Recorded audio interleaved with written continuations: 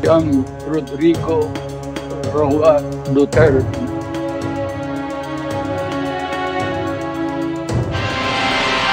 Sa gitna ng mga panawagang ibalik sa Pilipinas si dating Pangulong Rodrigo Duterte na hawak ngayon ng ICC, nangangamba raw si Vice President Sara na baka matulad ang ama sa sinapit ng yumaong senador Ninoy Aquino. Nagkomento rin ang bise sa panawagan ng mga taga-suporta na magbitiw si Pangulong Bongbong Marcos. Mula sa The Hague sa the Netherlands, nakatutok live si Maris Umali. Maris. Vicky, sa pagtitipon nga ng mga taga-suporta ni dating Pangulong Rodrigo Duterte kahapon dito sa The Hague, kasama si Vice President Sara Duterte, lumutang ang mga panawagan sa pagbibitiw ni Pangulong Bongbong Marcos.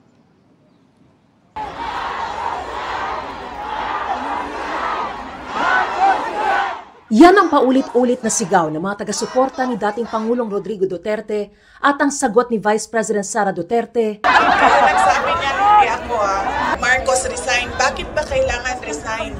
Dahil hindi mo pinapakita sa taong bayan na maayos kang mag-isip at kaya mo ang mamuno. Bring him home! Ayon sa bise, gagawin nila ang lahat ng legal na paraan para maiuwi sa bansa ang ama. Pero nag-aalala raw siya na baka matulad ang ama sa nangyari kay Senador Ninoy Aquino na binaril sa tarmac pagbalik sa Pilipinas noong August 21, 1983. Sabi ko, yung kagustuhan mo na umuwi, yan din yung katapusan ng buhay mo. Magiging Ninoy Aquino Jr. ka. At sinabi niya sa akin, sabi niya, kung ganyan ang kapalaran ko, then so be it. Basta lang mauwi ako sa Pilipinas. Kaya, meron man akong worry para sa kanyang safety and security, pero lagi niyang inuulit-ulit talaga, ibalik niyo ako sa Pilipinas. Bring him home! Bring him home! Mensahe ng bise sa mga taga-suporta. Ipaalam sa kanila na mali ang ginawa kay Pangulong Rodrigo Duterte. At paano ba itama yon? Ibalik nyo lang siya sa Pilipinas. Ituloy nyo lang yung kaso, walang problema. Ibalik nyo lang siya. Dati nang iginiit ng Malacanang, PNP at Justice Department na nasa legal ang pag-aresto sa dating Pangulo. Dagdag ng bise, may inihayag daw na pangamba ang dating Pangulo para sa darating na eleksyon. Nag-express din siya ng fears niya, apprehensions niya sa baka merong mangyaring dagdag bawas, yung mga ganon na mga usapan sa election. Tinanong niya kung papaano siya makakabalik dahil nga meron din siyang election sa Davao City. Vicky, sa mga sandali nito ay may nakikita ulit tayo ng mga kababayan natin dito sa may detention facility na pumunta para mabisita rin ang dating Pangulo at inaabangan din nila si Vice President Sara Duterte na nung Sabado ay nagsabi na muli siyang bibisita sa kanyang ama ngayong araw. At yan pa rin ang pinakasariwang balita mula pa rin dito sa The Hague, Netherlands. Balik sa iyo, Vicky. Maraming salamat sa iyo, Maris Umali. Sinagot ng Malacanang ang pahayag ni Vice President Sara Duterte kaugnay sa panawagan ng kanilang mga taga-suporta sa The Netherlands na magbitiw sa pwesto si Pangulong Bongbong Marcos. Kung pinag-resign po nila ang Pangulo, sino po ba ang makikinabang? Kahit sabihin po ni VP Sara o kayo nagsabi niyan, siya pa rin po ang makikinabang.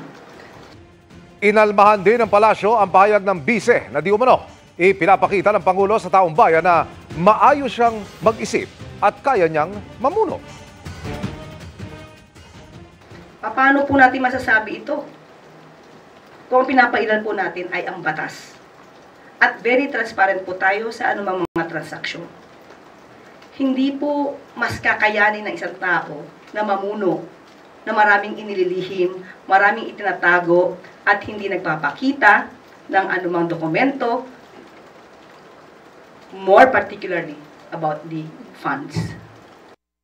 Ibang-iba ang ginawa kay Ninoy. Yan ang sagot ng pamilya Aquino sa pangamba ni Vice President Sara Duterte na baka sapitin umano ng ama ang nangyari sa dating senador. Ganyan din ang sabi ng palasyo sabay diing dapat magpresenta ng ebidensya ang bise kung may banta sa buhay ng dating Pangulo. Nakatutok si Ian Cruz. Ngayon pa, sabi ko, yung kagustuhan mo na umuwi, yan din yung katapusan ng buhay mo. Magiging Ninoy Aquino Jr. ka. Pumalag ang palasyo sa kwentong yan ni Vice President Sara Duterte tungkol sa pag-uusap nila ng kanyang amang si dating Pangulong Rodrigo Duterte na nakadetain ngayon sa The Hague, Netherlands. Ang pangamba ng bise, sapitin ng ama ang nangyari kay Senador Ninoy Aquino Jr. na binaril sa airport pagkababa ng kanyang flight mula Amerika noong 1983. Halos 42 taon matapos niyan, hindi pa rin tukoy kung sino ang mastermind sa krimen. Bagamat dahil politikal na kalaban ng mga Aquino, ang mga Marcos ang iniuugnay dito. Saan po ba nakukuha itong mga kwento na ganito? Saan po nakukuha ang pagkukumpara kay dating Ninoy Aquino? Saan nakukuha yung mga threats? As a matter of fact, hanggang ngayon, yung sinasabing threats kay VP Sara, hindi pa rin po na ipapakita sa NBI at saka sa PNP. So saan lamang po ito nakukuha? Kailangan po natin kasi ng mga materyales, ng mga ebidensya bago po magsagawa ng ganitong mga klaseng statements. Wala pong katotohanan yan. Kirit pa ng palasyo. Parang hindi po natin nadinig noon na inahilin tulad ni dating Pangulong Duterte ang sarili niya kay Ninoy, kung hindi kay Hitler. Sa pamamagitan ng Ninoy and Cory Aquino Foundation page, inilabas nila ang reaksyon ng pamilya Aquino sa pahayag ni VP Sara. Kung pag-aaralan umano ang kasaysayan, makikita na ibang-iba ang ginawa kay Ninoy sa pinagdaraanan ngayon ni dating Pangulong Duterte. Maging ang grupong August 21 Movement o ATOM na inilunsad matapos ang pagkamatay ni Ninoy, umalma rin. Umuwi raw ang dating senador sa pag-asang kumbinsihin si dating Pangulong Ferdinand Marcos na magkaroon ng malayang eleksyon habang si dating Pangulong Duterte umaasang makakauwi ng bansa upang takasan ang pananagutan sa hablang crimes against humanity. Sinusubukan pa ng GMA Integrated News na makuha ang panig ng mga Duterte ukol dito. Para sa GMA Integrated News, Ian Cruz, nakatutok 24 oras.